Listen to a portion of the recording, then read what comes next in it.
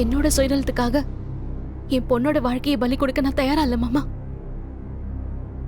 எனக்கு இன்னும் எதுவுமே நடக்கல, பிடிக்கலன்னு விலகி போயிடலாம் மாமா.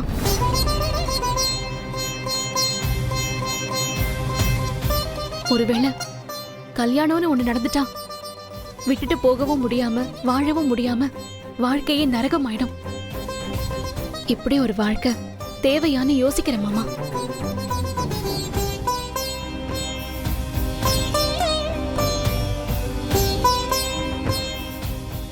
நீ சொல்றதும் சரிதான். ஆனா ஆதி தம்பி உனக்கு பக்கபலமா இருக்கிறப்ப நீ பயப்பட வேண்டாமா?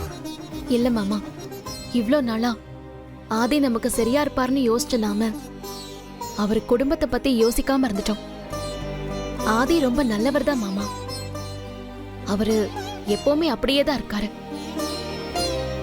ஆனா அந்த வீட்டாளுங்க என்னை ஏதோ எதிரிய பாக்குற மாதிரி பாக்குறாங்க. இந்த மாதிரி ஒரு சூழ்நிலையில அந்த குடும்பத்துல நான் போய் வாழணும்னு நினைக்கிறது சரி வராது மாமா. எனக்கு அந்த அவசியமும் இல்ல.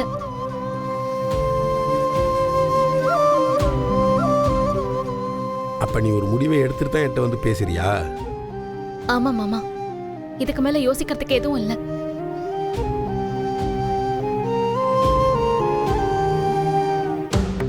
ஏங்க, பாரதி தான் சொல்றாள்ல. பாரதி, நீ நல்ல முடிவா எடுத்திருக்க. நாங்க இதத்தான் வந்த நிமிஷத்துல இருந்து சொல்லிட்டு இருக்கோம். நாங்க சொல்றதை யார் காது கொடுத்து கேக்குறீங்க? இந்த வீட்ல வந்து இறங்குனதும் அந்த டிரைவர் பேசின பேச்சுக்கே இந்த வீட்டுக்குள்ள வராம அப்படியே போயிருக்கணும். இதெல்லாம் முன்னாடியே செஞ்சிருந்தா இவ்வளவு தூரம் வந்து அசிங்கப்பட வேண்டிய அவசியமே இருந்திருக்காது. கொஞ்சமாவது கௌரவமா இருந்திருக்கலாம். அவங்க தான் வீடு வரைக்கும் வந்து சண்டை போட்டவங்களாச்சே. இதெல்லாம் பண்றதுல ஒன்றும் பெரிய ஆச்சரியம் இல்லை. ஏங்க, நம்ம ஆளாளுக்கு ஒன்னொன்னு பேசிட்டு இருக்க வேணாம். அதான் பாரதி தெளிவா ஒரு முடிவு எடுத்துட்டால.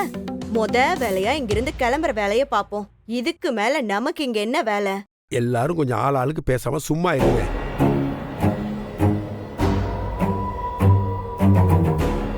தானோ மரகதம், உங்க 2 பேருக்கு நக்கலா இருக்க இங்க நடக்கிற விஷயத்த பார்த்து நம்ம நினைச்சதெல்லாம் நடக்குதுன்னு.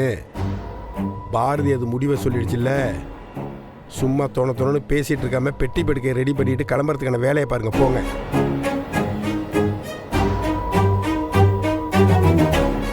எங்களை குறை சொல்லனா உங்களுக்கு பொழுது போகாதே. ஏய் வாடி, மாமனார் அச்சு மருமகளாச்சு, வா. சீக்கிரமா பேசிட்டு வாங்க. பார்த்து போய் தொலை.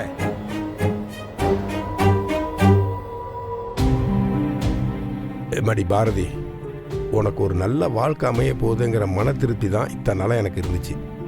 ஆனால் இங்கே நடக்கிறதெல்லாம் வச்சு பார்த்தா ரொம்ப தப்பாக இருக்குது.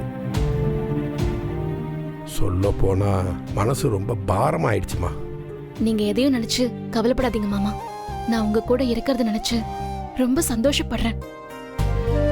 என் வாழ்க்கை இப்படிதான் இருக்கும்னு எழுதியிருந்தா அதை அப்படியே ஏத்துக்கிறேன் மாமா. இனிமே அதுக்காகலாம் நான் வருத்தப்பட போறதில்ல. மடி, என்னோட கௌரவத்துக்கு எப்போதும் எதுவும் நடந்துடக்கூடாதுன்னு உன்னோட கஷ்டத்தை கூட எதுவும் வெளியே காட்டிக்காம நடந்துக்கிறியம்மா. ஓ நல்ல மனசுக்கு எல்லாம் நல்லபடியா நடக்குமா. அந்த குடும்பத்துக்கு பிடிக்காத கல்யாணம் வேண்டான்னு நீ முடிவெடுத்திருக்கிறது ஏற்புடையதுதான். அது ஒன்றும் தப்பு இல்லை. நீ சொன்னது போலவே விடிஞ்சது இங்கேருந்து கிளம்பிடுவோமா.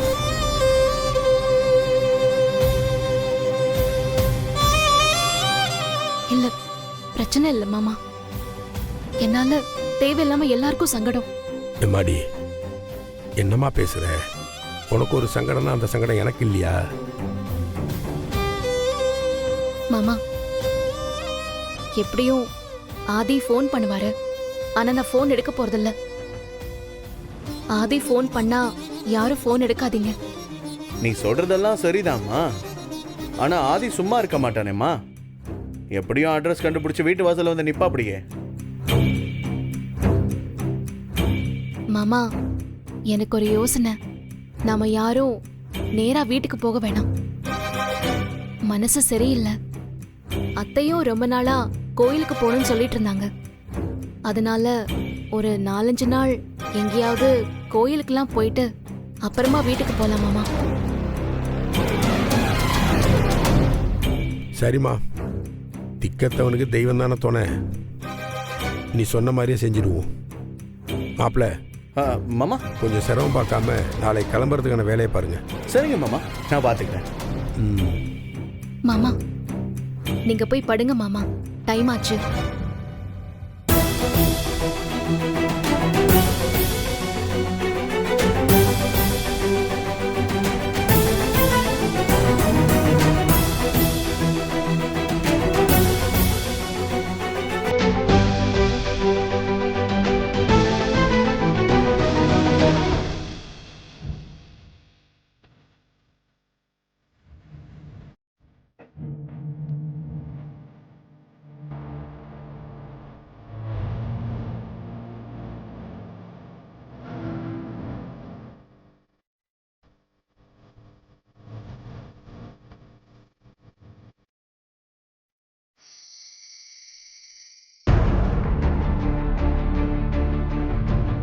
இன்னும் பாரதி காலே பண்ணல.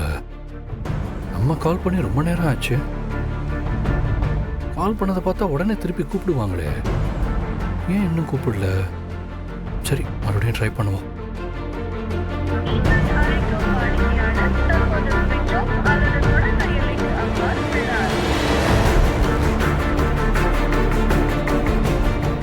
அது கிட்டத்தட்ட 10 தடவைக்கு மேலே ஃபோன் பண்ணி பார்த்துட்டோம். பாரதி வேலையாக இருந்தால் கூட இவ்வளோ நேரம் ஃபோனை பார்க்காம இருக்க மாட்டாங்களே. இனி யோசிச்சுட்டு இருக்கிறதுல எந்த அர்த்தமும் இல்லை. நம்ம நேர்லேயே போய் பார்த்துடலாம்.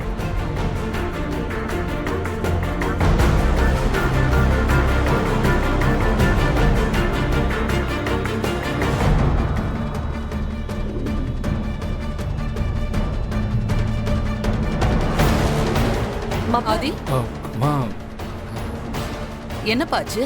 என்ன வேணும்? அம்மா, ஒரு முக்கியமான வேலை, வெளியே போகணும். போன வேலை முடிஞ்சதும் நான் உடனே திரும்பி வந்துடுறேன். என்ன பேசுற ஆதி நீ? காலையில தானே உனக்கு காப்பு கட்டியிருக்கு. கல்யாணம் ஆகுற வரைக்கும் நீ தனியா எங்கேயும் வெளியில போக கூடாதுன்னு சொல்லிருக்காங்கல்ல. நீ பாட்டுக்கு என் பேச்ச மதிக்காம வெளியில போனா என்ன அர்த்தம்? அதுவும் இல்லாம இப்ப நைட் ஆயிடுச்சு. சொன்னீங்கம்மா, அதெல்லாம் சரிதான். ஆனா அது ஒரு முக்கியமான ஃப்ரெண்டுமா, மீட் பண்ணியே ஆகணும். அதனால தான். யாரையும் நீ பார்க்க முடியாது ஆதி. உன் இஷ்டப்படிதான் நீ நடந்துக்குவேனா? அப்புறம் இந்த சடங்கு சம்பிரதாயம் எல்லாம் எதுக்கு? மாமா, அத்தை இவ்ளோ தூரம் உங்க நல்லதுக்கு தானே சொல்றாங்க. இப்ப என்ன ஃப்ரெண்டு தானே, அவரை வேணா வீட்டுக்கு வர வைங்க, இங்க வர வச்சு பேசுங்க.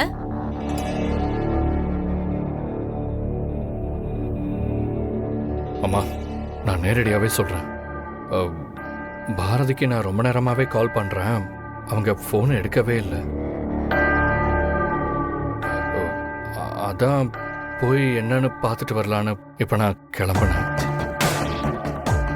அதானே பார்த்தேன். மாப்பிள்ள, மணி இப்போ என்னாச்சுன்னு பார்த்தீங்களா? நம்ம கவனிப்பு வர ரொம்ப பலமாக இருக்குல்ல. அதான் வந்தவங்கலாம் டயர்ல தூங்கியிருப்பாங்க மாப்பிள்ள. அவங்கள எதுக்கு வீணா தொந்தரவு பண்ணிக்கிட்டு, காலையில் பார்த்துக்கலாம்.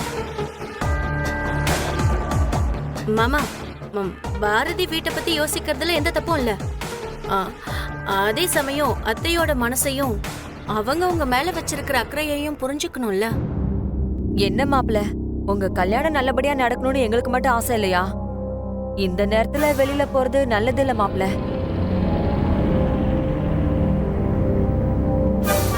ஸ்வேதா, ஏதோ தப்பா இருக்கு. மாப்பிள்ளை எக்காரணத்தை கொண்டு வெளியில மட்டும் போக விட்டுறாங்க. நான் பாத்துக்கிறேன்ப்பா. ஆனா மாமாவுக்கு ஏதாவது உண்மை தெரிஞ்சிருக்குமோ? அப்படி இருக்கிறதுக்கெல்லாம் வாய்ப்பே இல்லை. சரி சரி, உன் மாமா எங்கேயே பார்க்குறான், சமாளி. அது ஒண்ணும் இல்ல மாமா, ஏற்கனவே நிறைய பிரச்சனை, தேவையில்லாம நீங்க வெளியே போகணுமான்னு அப்பா கேக்குறாரு. சரி, ஓகே. இப்ப என்ன, நான் வெளியே போக கூடாது அவ்வளவுதானே? நான் போல, போதுமா?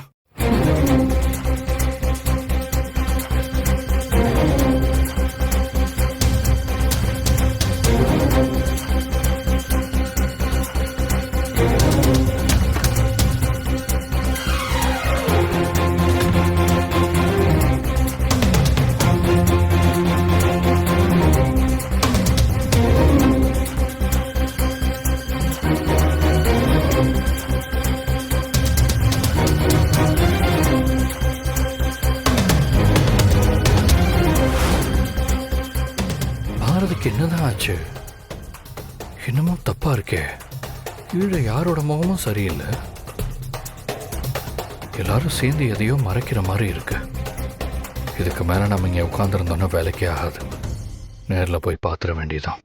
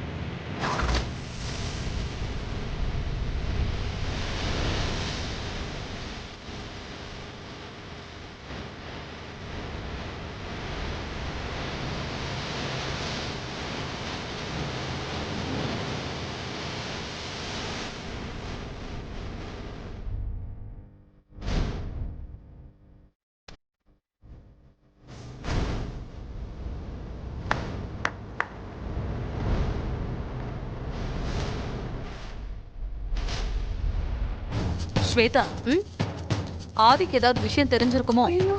திடீர்னு வந்து ஃப்ரெண்ட பார்க்க போறேன்னு பொய் சொல்றான். எனக்கு ரொம்ப பயமா இருக்கு ஸ்வேதா. பாரதி ஃபோன் பண்ணி ஏதாவது சொல்லிருக்க வாய்ப்பு இருக்கா? வாய்ப்பு இல்லைன்னு சொல்ல முடியாது அத்தை. மாமாவை இன்னைக்கு நைட் வரைக்கும் சமாளிச்சா போதும்.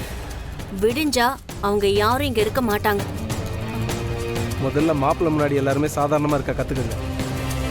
நம்ம முகமே ஏதோ தப்பு பண்ணுறோன்னு மாப்பிள்ளைக்கு சொல்லிட போதும்.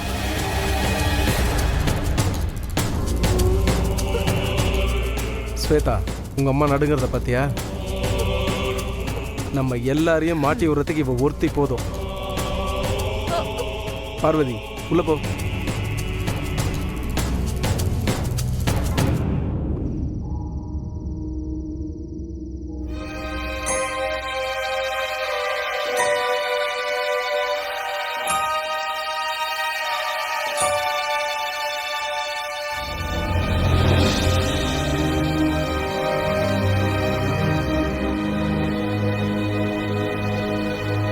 பாரதி,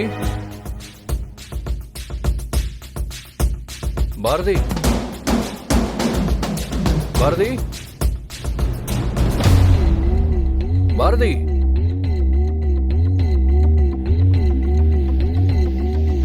பாரதி. சார், இல்ல, பொண்ணு வீட்டுக்காரங்கெல்லாம் எங்க? பொண்ணு வீட்ல இருந்து இப்ப வரைக்கும் யாருமே வரல சார். நீங்க சொன்ன மாதிரி அவங்களுக்கு தேவையான எல்லா ஏற்பாடும் பண்ணி வச்சு ரெடியா இருக்கு. நாங்களும் காலையில இருந்து அவங்க இப்ப வருவாங்க அப்ப வருவாங்கன்னு வெயிட் பண்ணிட்டு தான் இருந்தோம். ஆனா அவங்க இன்னும் வரல சார்.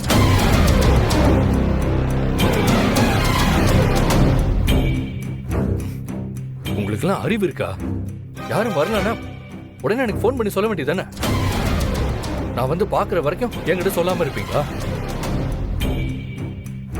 நாங்க ஒருத்தர் மாத்தி ஒருத்தர் நம்ம வீட்ல இருக்கிறவங்களுக்கு ஃபோன் பண்ணிட்டே தான் சார் இருந்தோம்.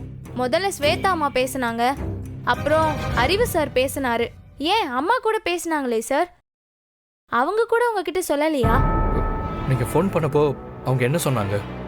சார், வந்துருவாங்க, வெயிட் பண்ணுங்கன்னு தான் சொன்னாங்க சார். வீட்ல இருக்கவங்க சொன்னதுனால நாங்களும் சரி வரட்டோம்னு விட்டுட்டோம். என்னாச்சு சார்? ஏதாச்சும் பிரச்சனையா? சச்சா, அப்படியெல்லாம் எதுவும் இல்லை. வந்துருவாங்க. ஒரு சின்ன குழப்பம், அது நானே பார்த்துக்கிறேன். நான் இங்கே வந்துட்டு போனதை நீங்கள் வீட்டில் யாருக்கிட்டையும் சொல்ல வேண்டாம். சரிங்க சார். Okay sir.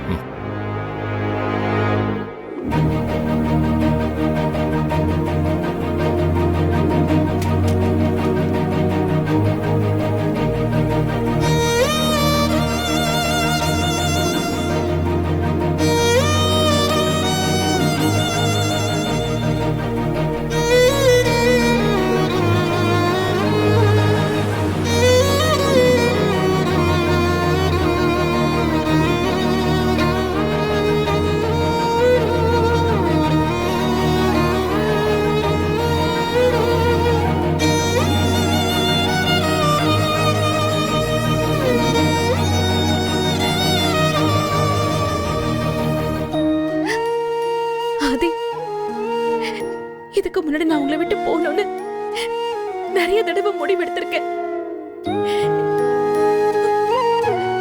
ஆனா ஒவ்வொரு தடவையும் உங்க உண்மையான அன்பு என்ன மறுபடியும் உங்ககிட்ட கொண்டு வந்து சேர்த்திருக்கு.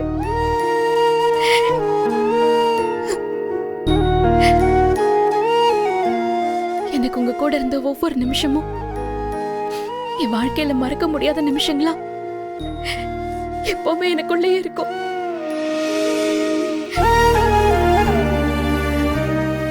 என் மேலையும் தமிழ் மேலையும் நீங்க வச்சிருக்கிற அன்பு இது வரைக்கும் நான் யார்கிட்டயுமே பார்க்காத ஒரு விஷயம்.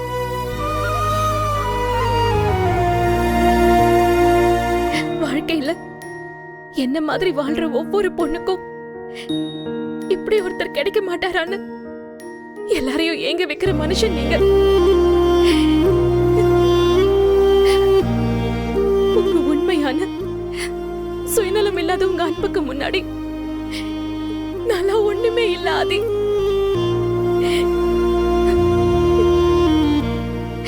வாழ்க்கையில எல்லாமே முடிஞ்சு போச்சுன்னு நான் சோர்ந்து போயிருந்த ஒவ்வொரு இடத்துலயும்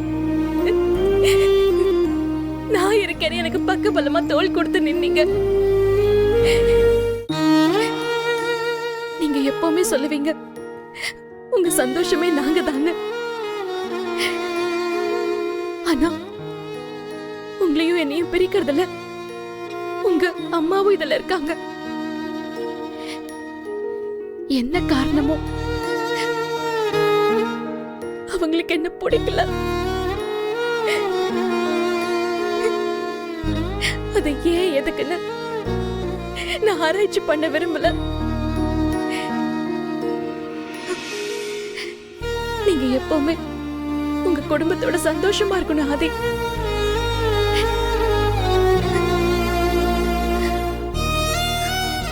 உங்களை விட்டு போகணும்னு முடிவெடுக்கிறது எனக்கு எவ்வளவு கஷ்டமான விஷயம் தெரியுமா?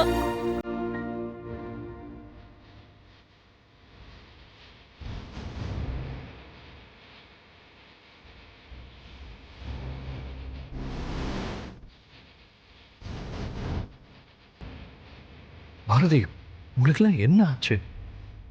ஸ்வேதா, மாமா, அம்மா எல்லாரும் எதுக்காக வேலைக்காரங்கள்ட்ட பேசுனதை என்கிட்ட மறைக்கணும்? அப்போ இவங்கெல்லாம் சேர்ந்து தான் ஏதோ பண்ணியிருக்காங்க. இப்போ இவங்க எங்கன்னு போய் நான் தேடுறது? கண்ணை கட்டி காட்டில் விட்ட மாதிரி இருக்கு. இவங்கெல்லாம் என்ன பண்ணி வச்சாங்கன்னு தெரியலையே.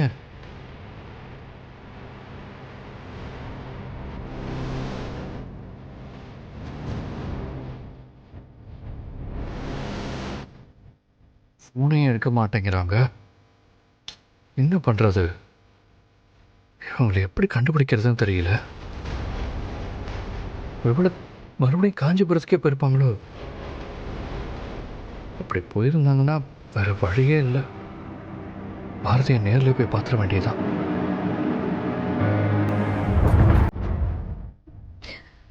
ஆனா இதுக்கு வேற வழி இல்லை ஆதி.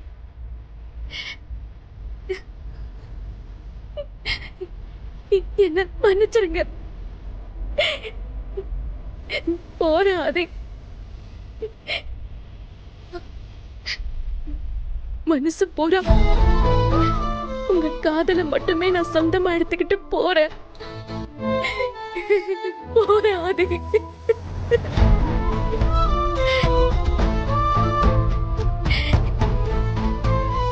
தாத்தா கிட்ட அம்மா சொன்ன மாதிரி எல்லாரும் ஃப்ரெண்டு கிட்ட சொல்லாமலே போலான்னு முடிவு பண்ணிட்டாங்க. இது மட்டும் நடக்கவே கூடாது. ஃப்ரெண்டுக்கு தெரிஞ்சா கண்டிப்பா நம்மள போக விட மாட்டாரு. ஆனா அம்மா தான் ஃப்ரெண்டு கிட்ட யாரையும் ஃபோன் பேசக்கூடாதுன்னு சொல்லிட்டாங்களே. இந்த விஷயத்தை எப்படி ஃப்ரெண்டு கிட்ட சொல்றது?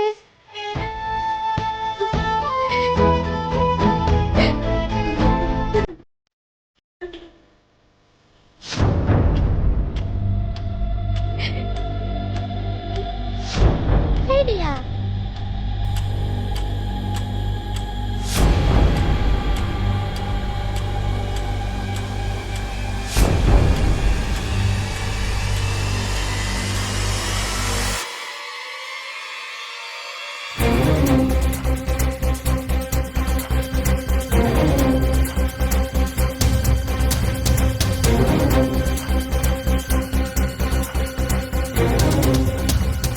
என்ன ஆச்சு பாரதி?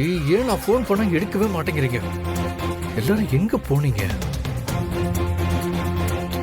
என்ன பண்றதுன்னே தெரியலையே. ஓகே, ஃப்ரெண்டுக்கு லொகேஷன் அனுப்பியாச்சு. இனி அவரு பார்த்து பாரு. எதை பத்தியும் நம்ம கவலைப்பட தேவையில்லை.